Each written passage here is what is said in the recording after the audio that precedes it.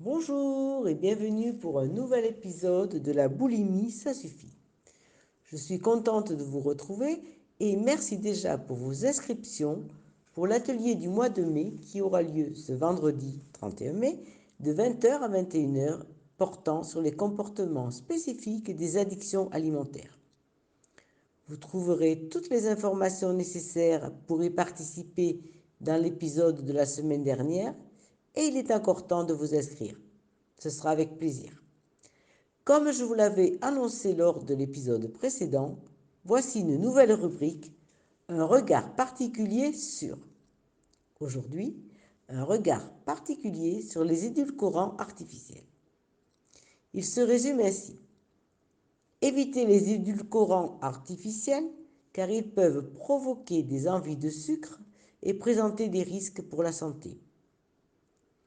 Bien qu'ils puissent apparaître comme une alternative plus saine du sucre, ils peuvent toujours déclencher des envies de sucrer et présenter des risques potentiels pour la santé. Voici quelques arguments à considérer. 1. Les fringales. Les édulcorants artificiels peuvent tromper votre cerveau en lui faisant croire qu'il s'attend à une gâterie sucrée, ce qui entraîne des envies permanentes d'aliments et de boissons sucrées. 2. Des risques potentiels pour la santé.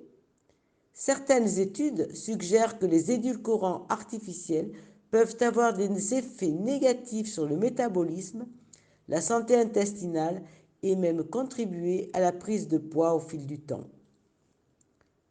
3. La perturbation du microbiote intestinal. Il a été démontré que les édulcorants artificiels modifient la composition et la fonction des bactéries intestinales, ce qui peut avoir des effets considérables sur la digestion, l'immunité et la santé en général. 4. L'augmentation du seuil de sucrosité, terme qui décrit la perception du sucré. La consommation régulière d'édulcorants artificiels peut désensibiliser les papilles gustatives au goût sucré, ce qui rend plus difficile l'appréciation de saveurs naturelles des aliments. 5. Des ingrédients artificiels. De nombreux édulcorants contiennent des additifs chimiques et des conservateurs dont les effets à long terme sur la santé sont inconnus.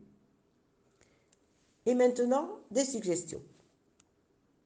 Au lieu de recourir aux édulcorants artificiels, envisagez des alternatives naturelles telles que la vanille, la cardamone, les 4 épices, la fleur d'oranger, l'anis, la badiane, la cannelle, voire de minimes quantités de miel ou de confiture. En réduisant progressivement votre dépendance à l'égard des édulcorants artificiels, vous pouvez apprendre à vos papilles gustatives à apprécier le goût sucré naturel des aliments. Ma recommandation, visez à éliminer complètement tout édulcorant, éventuellement de manière progressive. Si vous n'en avez jamais consommé, un conseil, n'y touchez pas.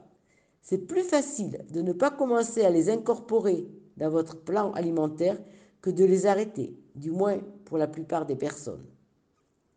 De plus, il a été constaté que ces produits sont addictifs, au même titre que le sucre.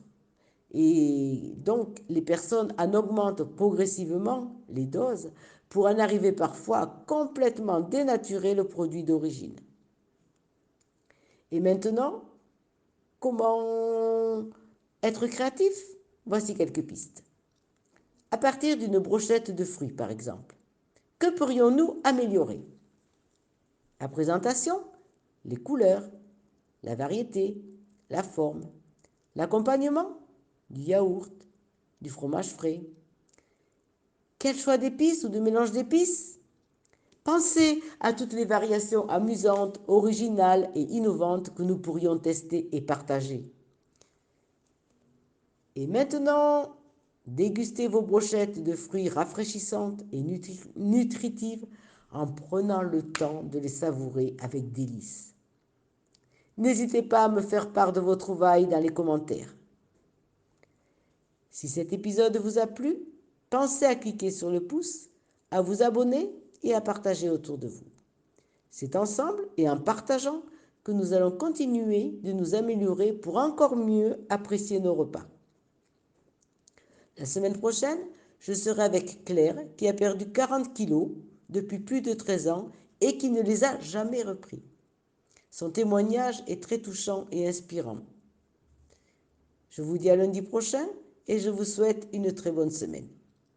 Pensez bien sûr à cliquer sur le pouce et à faire connaître ces épisodes qui pourront éclairer certaines personnes qui aujourd'hui encore se sentent isolées et sous emprise de troubles de l'alimentation. À bientôt!